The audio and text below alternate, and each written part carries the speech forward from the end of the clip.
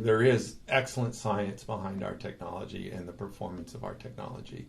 Our system is just globally better than certainly MIPS and most all of the other technologies that are out from some of the other manufacturers today. And I say most because there's one or two that are pretty effective, and they're good steps in the right direction. All of our testing indicates we're still pretty far out in front of everybody from a performance standpoint, and the system, is unique and effective. The educating the market has been the most challenging thing for us. Looking back and trying to define our message, how to simplify all of the statements. When you start talking about rotational acceleration and brick and hick and low energy threshold, what's that mean? That's a phrase that we coined here at 6D. When you start talking about these things in the realm of helmets, dealers have never heard that before. Consumers certainly haven't heard it before. So it was really important that the education aspect of our technology got out and got in front of the dealer and the consumer. And I remember early on listening to, we were just flooded with phone inquiries and interest in the very, very beginning. Everybody wanted to know about our system, how it worked, what it cost, blah, blah, blah. And I remember listening to Scott, my first employee, on the phone one morning, and I'm going, Scott, you've got to capsulize your message, man. You're taking 15 minutes just to say one thing about what it's doing. And, I can hear the guys, eyes glossing over, and I'm in the other room on the phone, So I said, we've got to tighten that up and do a better job. And so I think over the years, we've tried to just simplify it and make it more understandable for the layman. And that's why the suspension for your head tagline is, just kind of been so good for us. It just connects to our customer. Our customer understands suspension. Their bike has suspension. Their motorcycle has suspension. They get it.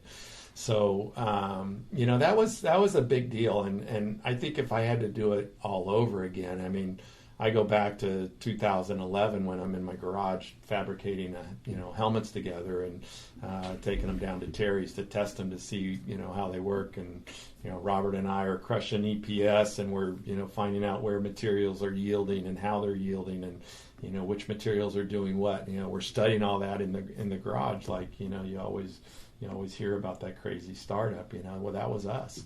But, what we learned through the whole thing, simplifying it down so that somebody could understand it. We started talking about low energy threshold. That's what I mentioned previously.